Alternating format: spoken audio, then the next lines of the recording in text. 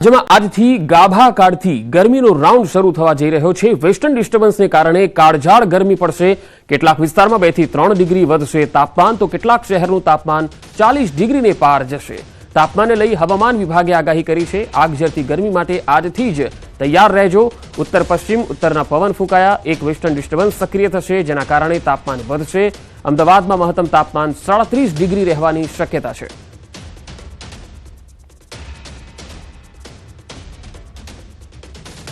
તો સૌથી વધુ તાપમાન રાજકોટમાં 38.3 ડિગ્રી, ભુજમાં 38.1 ડિગ્રી, ડીસામાં 37.8 ડિગ્રી તાપમાન, તો અમદાવાદમાં 37.2 ડિગ્રી તાપમાન નોંધાયું છે।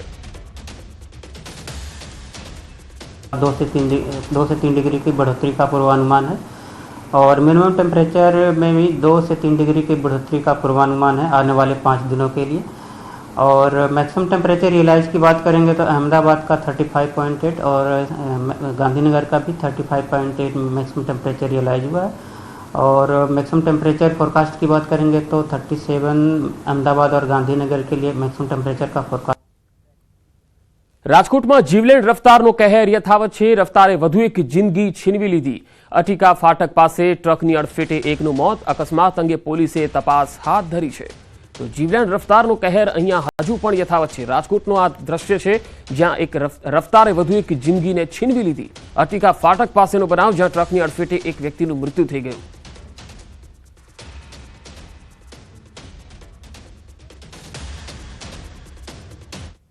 તો કચ્છના અંજારમાં ફિલ્મી ઢબે 7 લાખની લૂંટ થઈ છે। અંજારના મેઘપર નજીક લૂંટની ઘટના બની। 2 બાઇક સવાર એક્ટિવાને ટક્કર મારી અને લૂંટ ચલાવી। આરોપી રોકડા 7 લાખ લૂંટી અને ફરાર થઈ ગયા। બનાવને ગંભીરતાથી લઈ અંજાર પોલીસ તપાસ કરી રહી છે।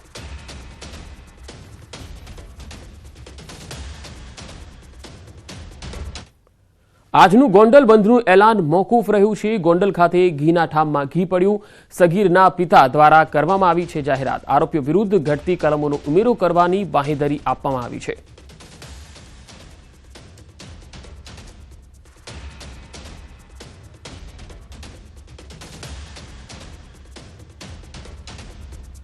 આ તરફ ખોડલધામ પ્રવક્તા હસમુખ લુણાગરિયાએ નિવેદન આપ્યું। ગોંડલમાં પાટીદાર સગીર યુવકને મારવાના મામલે નિવેદન। સગીર સાથે જે બન્યું છે તે ખૂબ જ દુઃખદ ઘટના છે। નિર્દોષ દીકરા ઉપર અમાનવીય કૃત્ય આચરવામાં આવ્યું છે। આ આખી ઘટનાને ખોડલધામ વખોડે છે। ઘટનાને લઈ પાટીદાર સમાજ સાથે સર્વ સમાજે સરકારને આવેદનપત્ર આપ્યું છે। આ સાથે તેમણે કહ્યું, સમાજના રાજકીય આગેવાનોએ પણ આ મામલે આગળ આવવું જોઈએ। દીકરાને ન્યાય મળે અને આરોપીઓને કડકમાં કડક સજા થાય તે માટે પાટીદાર સમાજના રાજકીય આગેવાનોએ સરકારમાં રજૂઆત કરવાની માંગ કરી છે। ગોંડલમાં જે ઘટના બની છે એ ઘટનામાં એક નાદાન અને નિર્દોષ દીકરાને ઢોરમાર મારી અમાનવી કૃત્ય કરવામાં આવ્યું છે। આ કૃત્યને ખોડલધામ ટ્રસ્ટ સખત શબ્દોમાં વખોડે છે। સાથે સાથે આ દીકરાને ન્યાય મળે એ માટે સર્વ સમાજને સાથે લઈ અને પાટીદાર સમાજે સરકારના અધિકારીઓને એક આવેદનપત્ર પાઠવી અને આ દીકરાના ન્યાય માટેની માગણી કરી છે। દ્વારકામાં સગીર હત્યા કેસમાં મોટો ઘટસ્ફોટ। નાણાં માટે મિત્રએ જ મિત્રની હત્યા કર્યાનો ખુલાસો થયો। ખંભાળિયામાં 16 વર્ષીય સગીરની હત્યા કરવામાં આવી। 24 કલાકમાં જ આરોપી સળિયા પાછળ ધકેલાયો। આરોપી રાજસ્થાનના જેસલમેરથી ઝડપાયો છે। મિત્રનું ગળું કાપી 96,000ની ચેન લૂંટી ફરાર થઈ ગયો। નાણાં માટે મિત્રનું ગળું કાપી અને હત્યા કરી ફરાર થઈ ગયો હતો। આરોપીએ મિત્રનું ગળું કાપી અને ચેન લૂંટી લીધી। મૃતદેહ ગટરના ખાડામાં ફેંકી દીધો હતો। લૂંટ કરેલ ચેન કોને વહેંચી, લૂંટમાં કોણ કોણ સામેલ હતું અને હત્યામાં કોણ કોણ સામેલ હતું, હત્યા કરી મૃતકને ગટરના ખાડા સુધી કેવી રીતે કોની મદદથી ફેંકી, આ તમામ અંગે તપાસ ચાલી રહી છે। સદર આરોપીએ આ ગુનો પોતાના નવીન સગાઈ થયેલી છોકરીને સાથે લઈને ફરવા જવા માટે રૂપિયાની પૈસાની જરૂર હોય, એ પૈસા મેળવવા માટે એના મિત્ર એવા આ મરણ જનાર યુવાનના ગળાની ચેનને મેળવવા માટે થઈ 17 તારીખ 16ની મોડી રાત્રે મરણ જનારને પોતાના ઘરે બોલાવી અને એનું ગળું કાપી એની લાશને ફેંકી પુરાવાનો નાશ કરવાનો પ્રયત્ન કરેલો। અને હવે વાત પોલીસ અને તંત્રની કાર્યવાહીની.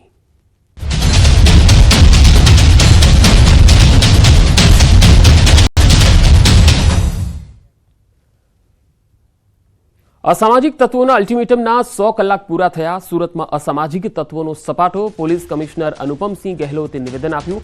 કુલ 2036 અસામાજિક તત્વોનું લિસ્ટ તૈયાર છે. 24 લોકોના પાસા, 100 લોકો તડીપાર, 9 લોકોના ઘરોનું ડિમોલિશન કરવાની કાર્યવાહી કરાઈ તો 16 લોકોના ઘરોને ગેરકાયદે વીજ કનેક્શન દૂર કરાયા. 200થી વધુ લોકોના વાહનો જપ્ત કરાયા તો 350 જેટલા હાર્ડકોર આરોપી સામે સખત કાર્યવાહીની તજવીજ કરવામાં આવી. કેટલાક લોકો શહેર છોડી ભાગી ગયા છે. પોલીસ દ્વારા રેન્ડમલી કાર્યવાહી કરવામાં આવશે. 2036 જેટલા લોકોના નામ અમે જો આઈડેન્ટિફાઈ કરેલા છીએ, જેમાં લગભગ 200થી વધારે બુટલેગર છે, જુગારિયા છે એમાં, અને શરીર સંબંધી વાળા જો છરી સે મારવાના, ધોકા મારવાના, બારંબાર લોકોને રંજાડે, એના કરીબ 350 જેટલા લોકો છે જો અને સાથોસાથ જો ચેન સ્નેચિંગ કરવા વાળા, મોબાઈલ લૂંટવા વાળા, આ પ્રકારના એક્ટિવિટી કરવા વાળા લગભગ 1000 જેટલા છે. અને પછી જો ગુસ્સી ટોક ના જો અલગ અલગ જૂના સમયમાં જો લુખાઓ સંગઠિત થઈને જો અપરાધ કરતા હતા, એવા કુલ 300થી વધારે ગુસ્સી ટોકના અને બીજા જો સંગઠિત અપરાધોના ગુનેગારો છે. આ બધા મળાઈને કુલ 2000થી વધારે લોકોની એક લિસ્ટ અમે લોકો બનાવી જોઈએ. અમદાવાદમાં પોલીસની કાર્યવાહી બાદ પણ બુટલેગરો બેફામ. બોડકદેવમાં બુટલેગર અને પોલીસ વચ્ચે ફિલ્મી દ્રશ્યો સર્જાયા. વોચ રાખીને બેઠેલી પોલીસને જોઈ બુટલેગરે ગાડી ભગાવી. બુટલેગરે અનેક વાહનોને અડફેટે લીધા.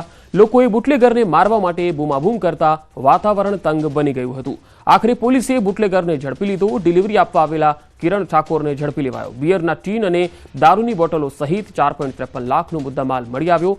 સ્થાનિક બુટલેગર ભાવેશને જથ્થો આપવાનો હોવાની આરોપીએ કબૂલાત કરી હતી. તો પોલીસની કાર્યવાહી બાદ આ તસવીરો તમે જોઈ શકો છો. બુટલેગર અને પોલીસ વચ્ચે જે ફિલ્મી દ્રશ્યો સર્જાયા હતા. વોચ રાખીને બેઠેલી પોલીસને જોઈ અને બુટલેગરે કાર ભગાવવાની કોશિશ કરી હતી. બુટલેગરે અનેક વાહનોને પણ અડફેટે લીધા હતા. 3 અલગ અલગ તસવીર. પહેલી તસવીરમાં આ બુટલેગર પકડાયો છે.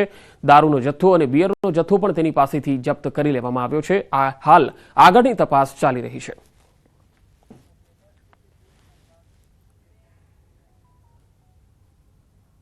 ગીર સોમનાથ એલસીબી પોલીસ અને કોડીનાર પોલીસનું કોમ્બિંગ. કોડીનાર શહેરમાં કોમ્બિંગ હાથ ધરાયું. શહેરના 29 ગુનેગારોના ઘરે તપાસ ચાલી રહી છે. પોલીસ પહોંચે એ પહેલા જ મોટા ભાગના ગુનેગારો ઘર છોડી ફરાર થઈ ગયા. 2 જગ્યા પરથી હથિયાર મળી આવ્યા. ગુનેગારોના બાંધકામ અને વીજ કનેક્શનની પણ પોલીસે વિગતો મેળવી હતી. 2 જગ્યાએ સર્ચ કરવાથી હથિયારો મળેલ, છરી અને કુવાડી જેવા. એના અમે કેસ કરવાની કાર્યવાહી ચાલુ છે.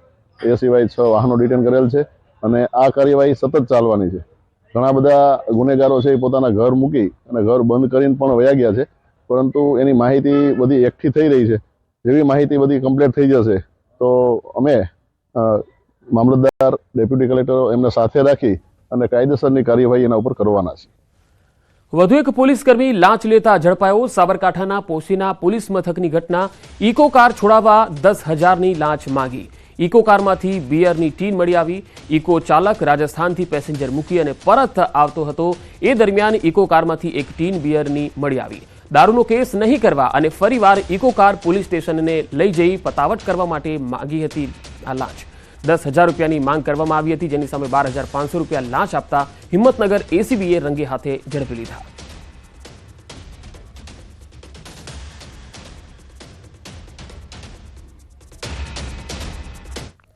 મહેસાણામાં એરગન લઈ સીન સપાટા કરનારનું પોલીસે પાણી ઉતારી લીધું. 8 મહિના અગાઉ સોશિયલ મીડિયા પર મૂકેલ વિડીયો વાયરલ થયો હતો. કડીના બાવલુ પોલીસે યુવકને ઝડપી અને પાઠ ભણાવ્યો. પકડાયેલ યુવક કડીના અગોલ ગામનો હતો. બાવલુ પોલીસે યુવકને ઝડપી અને કાર્યવાહી હાથ ધરી.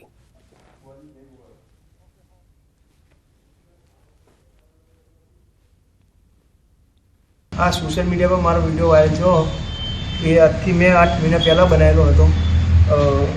કે હવે ખોટી બધું હતી, અમે એવો વિડીયો મારે કદી બનશે નહીં. એ લીધે હું માફી માગું છું.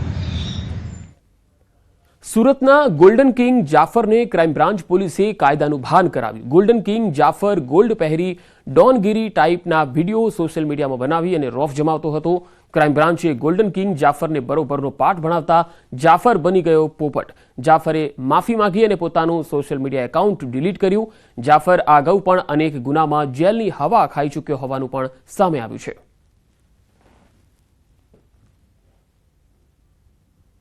मैं रील्स बनाता था पहले और अभी गुनहगारी सब छोड़ दो और अभी और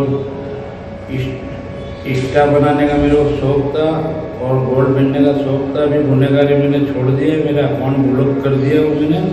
और सबकी रीत से जियो अच्छे से और जीवन निभाओ. सब जीवन छोड़ दो, ये गुनहगारी छोड़ दो.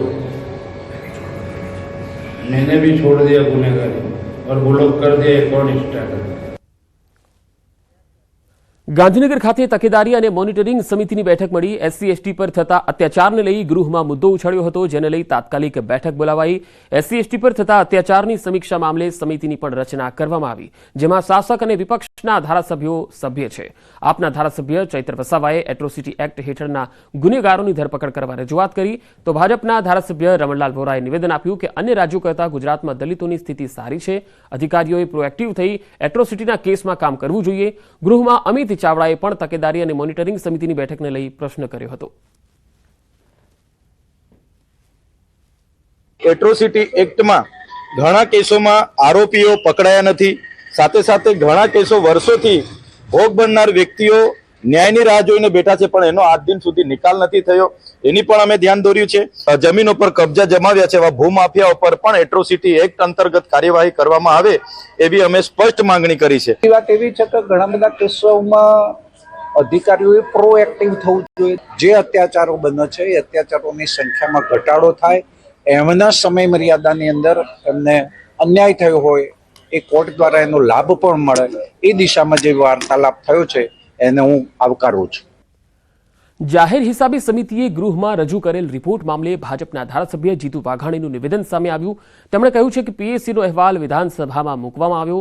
2 વર્ષમાં 4 અહેવાલ મૂકવામાં આવ્યા. ચાલુ વર્ષે 29 બેઠક કરી આ અહેવાલ રજૂ કરવામાં આવ્યો. અહેવાલમાં ભલામણો ખૂબ સમજીને કરવામાં આવી છે. જનતાનું હિત થાય તે માટેની કામગીરી કરવામાં આવી છે. 2024માં વાત કરું છું, 10/11ના અહેવાલ પણ રજૂ કર્યા, એટલે કે 4 અહેવાલ અમારી આ કમિટીને 2 વર્ષમાં મૂકવાનો મોકો મળ્યો. અલગ અલગ પ્રકારે 40 બેઠકો કરીને 23-24માં 2692 જેટલા પેરા અમે ડ્રોપ અને સેટલ કર્યા છે. ચાલુ વર્ષે 29 બેઠકો, કુલ 1517 જેટલા પેરા અમે સેટલ અને ડ્રોપ કર્યા છે. વડોદરામાં માતા પિતા માટે લાલબત્તી સમાન કિસ્સો સામે આવ્યો. ડેસરની 4 વર્ષની બાળકી એલઈડી બલ્બ ગળી ગઈ. ચોકલેટ સાથે ફ્રી આવેલ રમકડાએ 4 વર્ષની બાળકીનો જીવ જોખમમાં મૂક્યો. ચોકલેટ ખાઈ બાળકી લાઇટવાળા રમકડાથી રમી રહી હતી. રમતમાં બાળકી રમકડામાં આવેલ એલઈડી બલ્બ તાર સાથે ગળી ગઈ. માતાને જાણ થતાં બાળકીને સારવાર માટે હોસ્પિટલમાં લઈ જવામાં આવ્યા. સોનોગ્રાફી અને એક્સરે કરાવતા બાળકીના શરીરમાં આડી થઈ ગયેલ તાર સાથેની એલઈડી લાઇટ જણાઈ આવી. તબીબી ટીમે એન્ડ્રોસ્કોપી કરી અને બાળકીના શરીરમાંથી એલઈડી બલ્બ બહાર કાઢ્યો. શેખ ફળિયામાં રહેતી અકીલા હુસૈન દિવાનને ડેસરની ખાનગી હોસ્પિટલમાં ખસેડવામાં આવી. વધુ માહિતી મેળવીએ. વડોદરાથી સંવાદદાતા હાર્દિક દીક્ષિત જોડાયા છે. હાર્દિક, આ એક જટિલ સર્જરી જે છે એ કરવામાં આવી અને આ બાળકી એલઈડી બલ્બ જે છે એ ગળી ગઈ. આખી ઘટના કેવી રીતે બની અને પછી કઈ રીતે તેમાં સફળતા મળી તબીબોને? બિલકુલ પંકજ, આ ઘટના પરથી એક સબક લેવાની જરૂર છે કે એક 5 રૂપિયાની ચોકલેટ જે છે તે બાળકના જીવને જોખમમાં મૂકી શકે છે. આ ઘટના બની તે ડેસરમાં બની. ડેસર તાલુકો જે છે તે એક નાની બાળકી જે છે તે 5 રૂપિયાની ચોકલેટ લઈને આવી હતી અને સાથે એક એલઈડી બલ્બ હતો. બાળકી નાની છે એટલે સ્વાભાવિક છે એને ઉત્સુકતા જાગે. એલઈડી બલ્બ ચાલુ હોવાથી તેને ઉત્સુકતા જાગી હતી અને કંઈક ખાવાની ચીજ સમજીને તેને એ એલઈડી બલ્બ જે છે તે મોઢામાં મૂકી દીધો હતો અને એ ગળી ગઈ હતી. ત્યારે માતા પિતાએ જે છે તે ખાનગી હોસ્પિટલમાં તેની તપાસ કરાવી હતી. ત્યારે જે સોનોગ્રાફી કરવામાં આવી, એક્સરે કરવામાં આવ્યો, તેમાં તેના શરીરમાં જે છે તે તાર સાથેની એલઈડી લાઇટ જે છે તે જડાઈ આવી હતી. તબીબોએ ખૂબ જ જટિલ સર્જરી કરી અને મહા મુસીબતે કલાકોની સર્જરી બાદ આજે એલઈડી બલ્બ છે તેના શરીરમાંથી બહાર કાઢવામાં આવ્યો હતો. આ જો બાળકીની વાત કરીએ તો અત્યારે તેની તબિયત જે છે તે સુધારા પર છે. બાળકી જે છે તે શેખ ફળિયામાં રહેતી હતી. તેનું નામ અકીલા હુસૈન દિવાન છે. જી આભાર હાર્દિક માહિતી આપવા માટે. આણંદમાં બેંકમાંથી લાખોનું સોનું ઉપાડી લેનારે સરેન્ડર કર્યું છે. બેંકના પટાવાળાએ પોલીસ સમક્ષ સરેન્ડર કરી દીધું છે. ચિખોદરા ગામની બેંકમાંથી સોનું ઉઠાવ્યું હતું. 60 તોલા સોનું અને 10 લાખની રોકડ ઉપાડી હતી. પટાવાળાએ લોકરની નકલી ચાવી બનાવી અને કરતૂત આચરી હતી. પટાવાળો આણંદ એલસીબી સમક્ષ હાજર થઈ ગયો છે.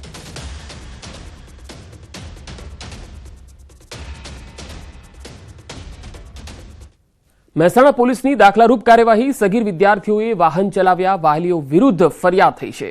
મહેસાણાની સાર્વજનિક વિદ્યાલય આગળ આ ચેકિંગ કરવામાં આવ્યું. સગીર વિદ્યાર્થી ટુ વ્હીલર ચાલકોને વાલીઓને બોલાવાયા હતા. વાલીઓને બોલાવી અને કુલ 11 વાલીઓ વિરુદ્ધ કાર્યવાહી કરવામાં આવી. એમવી એક્ટ કલમ 180(5) પ્રમાણે કાયદેસરની કાર્યવાહી કરાઈ. મહેસાણા એ ડિવિઝન પોલીસ મથક વિસ્તારમાં 11 વાલીઓ વિરુદ્ધ કાર્યવાહી કરવામાં આવી.